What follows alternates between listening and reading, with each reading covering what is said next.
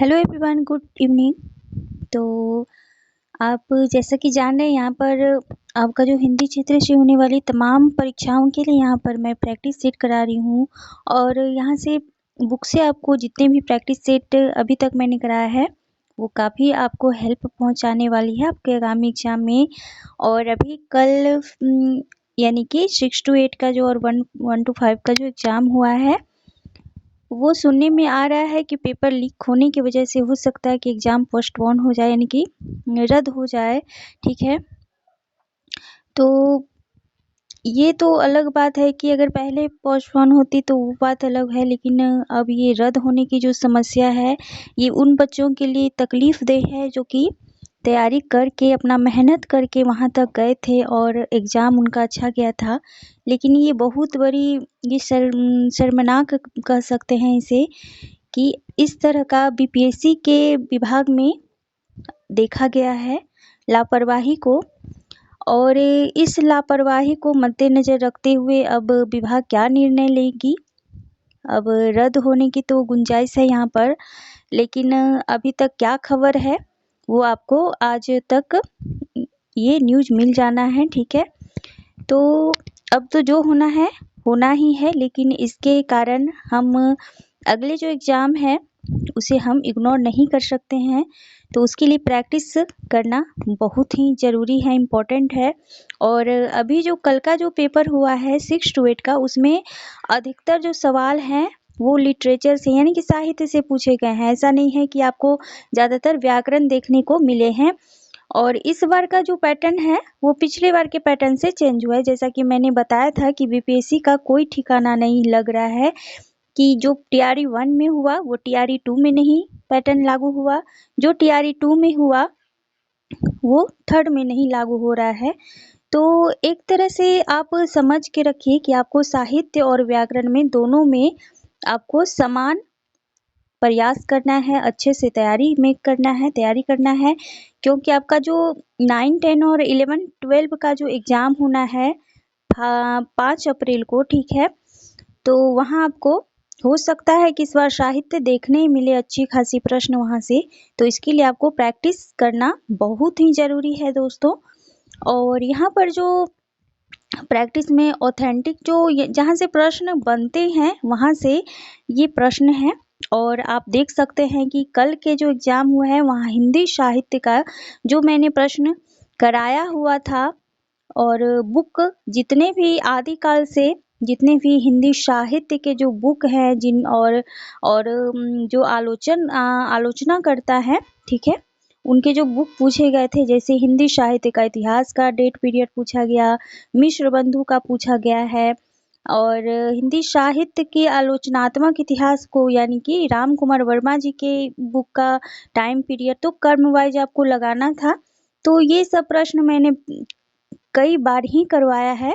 तो अगर अभी तक आप मेरे चैनल से नहीं जुड़े हैं और देख रहे हैं पहली बार वीडियो को, तो सबसे पहले चैनल को सब्सक्राइब कर लें और बेल आइकन प्रेस कर लें, क्योंकि यहाँ पर जो प्रश्न मैं आपको कराती हूँ बेहद अच्छे पैटर्न पर जो प्रश्न बनने लायक हैं वही प्रश्न होता है। यहाँ पर फालतू का कोई प्रश्न नहीं होता है, जिससे आपका अच्छा खासा यहाँ पर रिवीजन भी हो रहा है, साथ साथ प्रैक्टिस भी हो रहा है। तो आप खुद को आजमाइए कि आपका कितना सही हो रहा है। ठीक है, तो इसीलिए पहले मैं जो करवाई हूँ वो ज़रूर से आप देख लें अगले आगामी एग्ज़ाम के लिए, चाहे वो आपका टीआरई 3rd का 11, 12 हो, 9, 10 हो, या फिर झारखंड जेट का हो एग्ज़ाम, या फिर यूजीसी नेट का। ये सभी के लिए मोस्ट इम्पॉर्टेंट रखिए, क्योंकि यहाँ से प्रश्न आपके बन रहे हैं। ठीक है, और झारखंड जेट जो होने वाली है उसके लिए तो ये वीडियो रामबाण है, समझ लीजिए इतना, क्योंकि यहाँ से जो प्रश्न बनते हैं बहुत ही उसका जो यूजीसी नेट का लेवल जो रहता है उससे थोड़ा सा आप कम समझिए, क्योंकि स्टेट लेवल का है जेट एग्जाम जो होगा। लेकिन आप हिंदी साहित्य यानी कि साहित्य को अच्छे तरह से तैयार रखिए, क्योंकि आपके जेट में जो है व्याकरण संबंधित उतना प्रश्न नहीं पूछा जाएगा, आपके साहित्य संबंधित सवाल पूछे जाएंगे।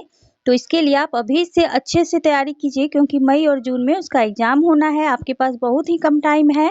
तो चलिए मेरे साथ प्रयास के अगले कड़ी में फिर आज मैं एक प्रैक्टिस सेट लेकर आई हूँ और ये प्रैक्टिस सेट आधुनिक काल से ही है और आधुनिक काल से मैं 3-4 वीडियो और लाऊंगी क्योंकि यहाँ से प्रश्न काफ़ी पूछे जाते हैं। कोई भी एग्जाम में आदिकाल से जो प्रश्न पूछे जाते हैं और वो इतिहास और इतिहासकार से प्रश्न होते हैं ज़्यादातर, या कोई रचना जो बहुत ही महत्वपूर्ण है वो रचना से होते हैं।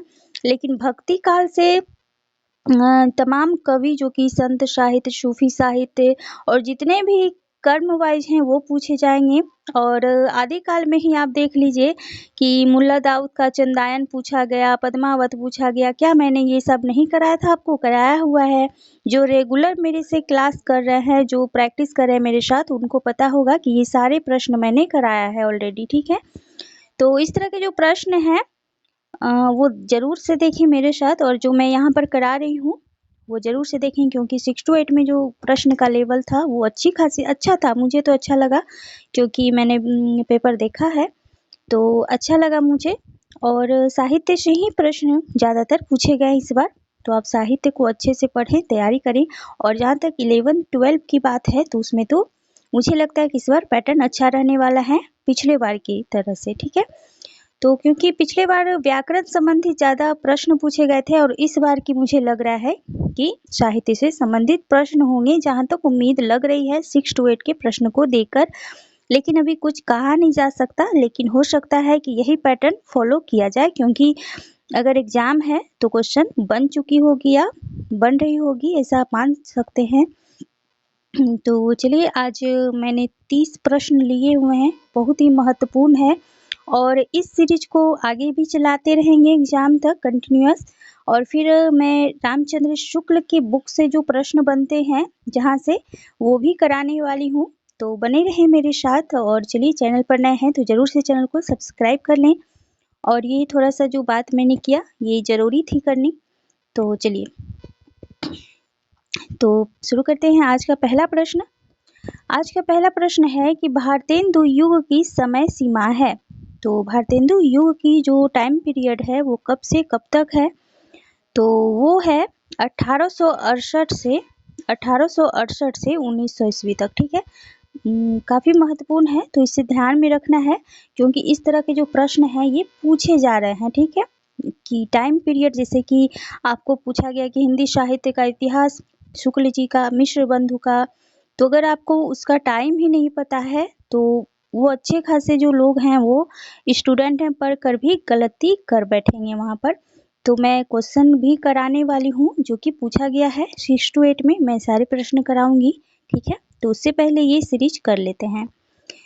तो सी ऑप्शन आपका राइट होगा। अगला देख लेते हैं कि मन्नो देवी का संबंध है, मन्नो देवी का संबंध किससे है? तो ये भारतेंदु जी से है, ठीक है। चलिए अगला प्रश्न देख लेते हैं।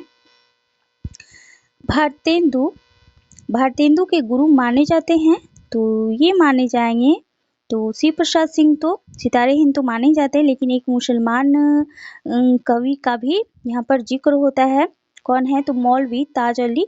तो ये बहुत आपको कम देखने को मिलेगा, लेकिन ज़्यादातर आप किसी भी बुक में देखिएगा तो इन्हीं का जिक्र आता है, लेकिन ऐसी बात नहीं है। इनको भी, ये मुसलमान गुरु थे, ठीक है, मुस्लिम गुरु थे ये। तो मौलवी ताज अली, तो इनका जिक्र बहुत ही कम सुनने को मिलता है, लेकिन ये ऑथेंटिक बुक से हैं, तो इसीलिए ये जरूरी था कि आपको यहाँ पर संज्ञान लेना चाहिए इस प्रश्न पे। चलिए अगला प्रश्न है कि आधुनिक गद्य का निर्माता किसे कहा जाता है? तो सभी को पता होगा कि भारतेंदु जी ही हैं आधुनिक गद्य के निर्माता। अगला प्रश्न है कि भारतेंदु हरिश्चंद्र को भारतेंदु की उपाधि कब मिली? तो कब मिली थी भारतेंदु जी को भारतेंदु की उपाधि? तो ये मिली थी 1880 ईस्वी में, ठीक है। कब मिली थी? 1880 ईस्वी में। अगला है कि आर्य समाज की, एक मिनट, तो अगला प्रश्न क्या है? आर्य समाज की स्थापना कब हुई है? तो ये जो हुई है 1875 ईस्वी में, ठीक है। किसने किया है आर्य समाज की स्थापना? आप जरूर से कमेंट करके बताइएगा कि किसने आर्य समाज की स्थापना किया है। चलिए अगला प्रश्न देखते हैं कि भारतेंदु युग की भारतेंदु युग की वह प्रमुख विधा कौन सी है जो अन्य युग में आपको देखने नहीं मिलती है? ऐसी कौन सी विधा है भारतेंदु में ही वो प्रचलित थी, किसी अन्य युग में नहीं थी? तो आप अगर अच्छे से पढ़े होंगे तो आपके मन मस्तिष्क में ये प्रश्न जो है दौड़ गया होगा। तो वो कौन सी विधा थी जो प्रमुख थी और वो अन्य किसी भी काल में फिर नहीं देखने को मिली?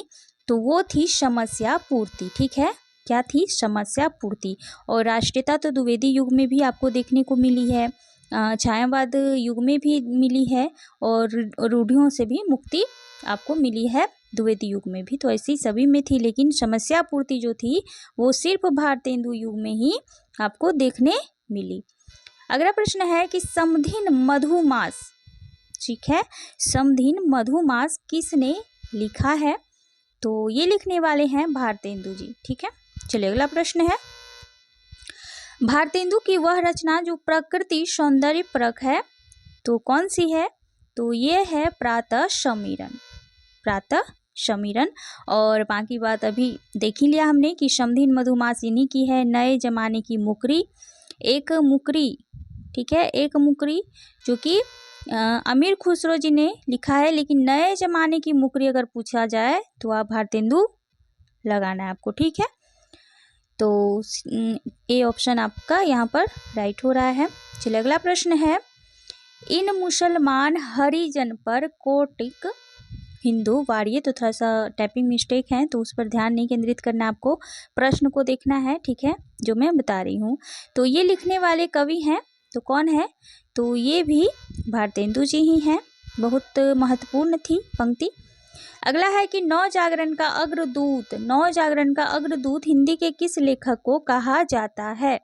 तो ये कहा जाता है भारतेंदु जी को ही। और भारतेंदु जी का जो है व्यक्तित्व प्रौढ़ है, बहुत ही बड़ा है और बहुत ही अच्छा व्यक्तित्व इनका रहा है, और इसीलिए तो इनके नाम पर ही सोचिए कि युग का निर्माण होता है।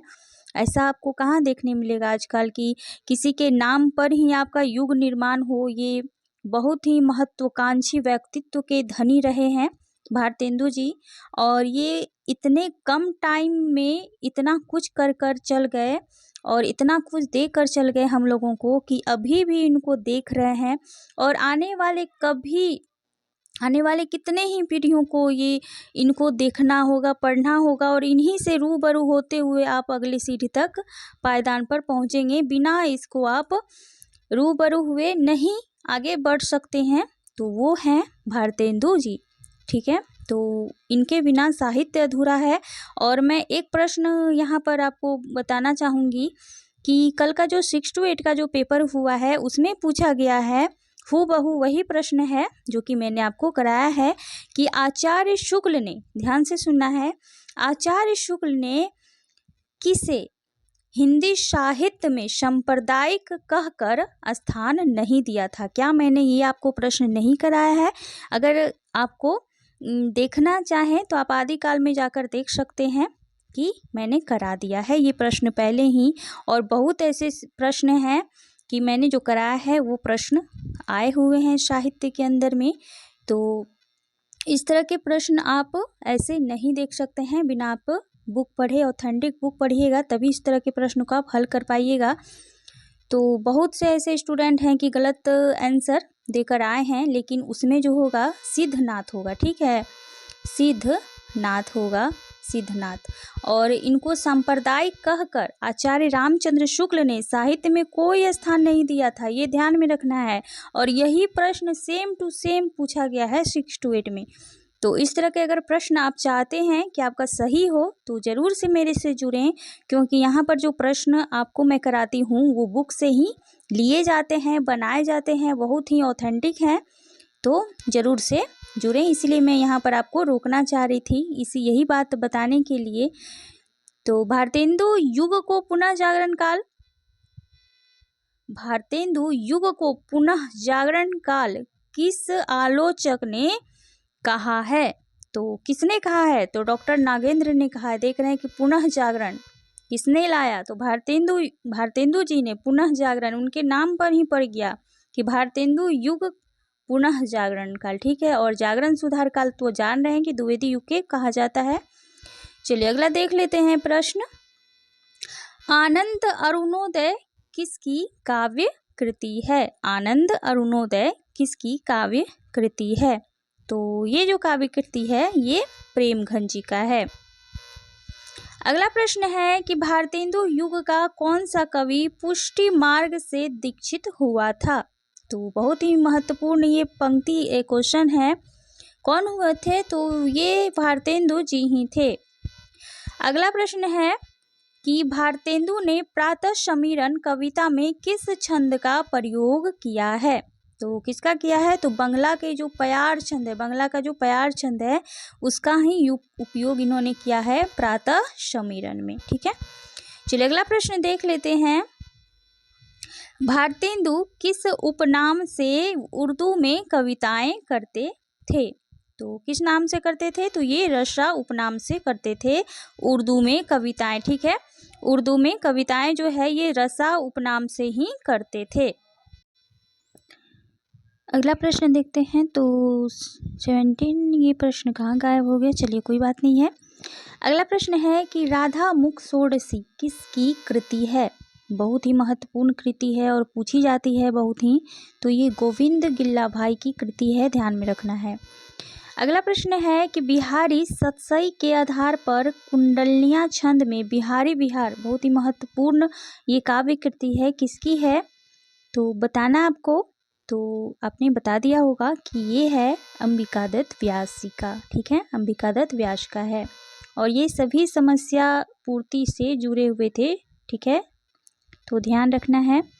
अगला है कि वीर सतसई किसकी काव्य कृति है? तो ये वियोगी हरि का है और ये प्रश्न कई बार मैंने आपको कराया है।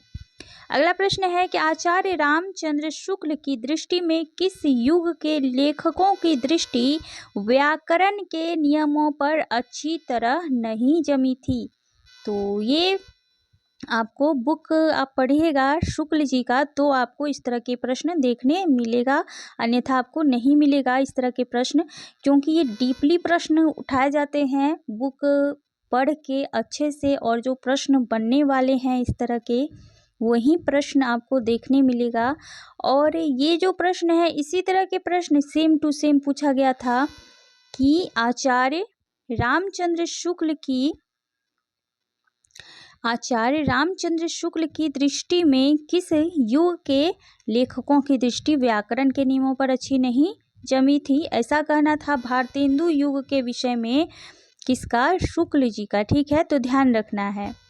और शुक्ल जी से जितने भी प्रश्न बनने वाले हैं या बनेंगे तो मैं आदिकाल, भक्ति काल, आधुनिक काल सभी के प्रश्न आपको कराऊंगी, ठीक है। चलिए अगला प्रश्न है कि आधुनिक काल को नवीन काल किसने कहा है? नवीन काल, तो ये कहने वाले थे कौन? तो ये कहने वाले थे गुलाब राय, ठीक है, गुलाब राय।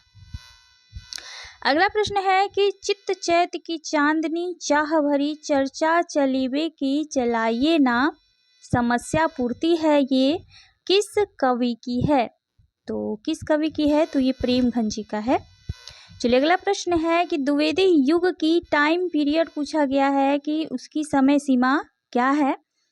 तो ये जो है ये 1900 से 1918 के बीच है द्विवेदी युग का टाइम पीरियड, क्योंकि 1918 से 1936 के 18 से 36 तक आपका छायावादी, फिर 36 से आपका प्रगति प्रयोगवाद, और इसी तरह से आगे भी विस्तार आपको देखने को मिलता रहा है, ठीक है, तो आपको ध्यान रखना है। चलिए अगला प्रश्न है, आचार्य रामचंद्र शुक्ल ने द्वितीय उत्थान का समय कब से कब तक माना है? तो कब से कब तक माना था? तो ये 1893 से 1918 तक माना है द्वितीय उत्थान, जो कि आपके द्विवेदी काल के नाम से जाना जाता है।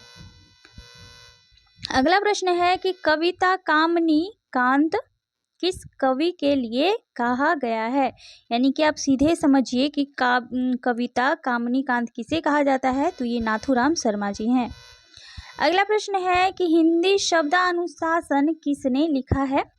तो हिंदी शब्दानुशासन जो लिखने वाले हैं वो कौन है? तो वो आपके हो जाएंगे किशोरीदास वाजपेयी जी।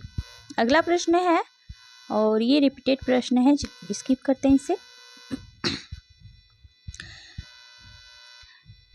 अगला प्रश्न है कि दिवस का अवसान समीप था, गगन था कुछ लोहित हो चला। तो ये जो पंक्ति है कहाँ से ली गई है? तो ये प्रिय प्रवास की पंक्ति है, ध्यान में रखना है। जब कृष्ण जा रहे हैं तो ये वहीं से प्रश्न है। गर्भरंडा रहस्य नामक सुप्रसिद्ध व्यंग्य कविता किसकी है? तो गर्भरंडा रहस्य जो है ये भी नाथूराम शर्मा जी का प्रसिद्ध व्यंग्य कविता है, तो ध्यान रखना है। चलिए अगला प्रश्न और आज का लास्ट प्रश्न है कि श्रीधर पाठक को किस कृति के आधार पर शुक्ल जी ने स्वच्छंदतावादी धारा का प्रवर्तक कहा है? तो किसके आधार पर कहा है? तो ये हेमंत गुणवंत। ऐसे तो ये सभी इन्हीं की है, लेकिन आपको हेमंत गुणवंत याद रखना है कि शुक्ल जी ने इसके आधार पर स्वच्छंदतावादी धारा का प्रवर्तक किसे कहा है? तो श्रीधर पाठक को। किसने? तो शुक्ल जी ने। ठीक है, तो ध्यान रखना है। इस तरह के प्रश्न बहुत ही पूछे जाते हैं एग्जामों में, और जैसा कि आपको 6 to 8 में भी देखने को मिला इस तरह के प्रश्न। तो जुड़े रहे मेरे साथ इसी तरह के प्रश्न पाने के लिए। और यहाँ पर आपको अच्छी खासी यहाँ पर तैयारी हो रही है, प्रैक्टिस भी हो रही है, और आपका जो लेवल है वो धीरे धीरे बढ़ रहा होगा, क्योंकि यहाँ पे प्रश्न आपको जैसे कीजिएगा वैसे ही पता चल रहा है। तो चलिए दोस्तों, आज के लिए बस इतना ही। फिर मिलती हूँ एक नए प्रैक्टिस सेट के साथ, तब तक बने रहें मेरे साथ, और जैसा कि अपडेट जो भी आएगा मैं देती रहूँगी साथ साथ। चलिए, थैंक यू सो मच।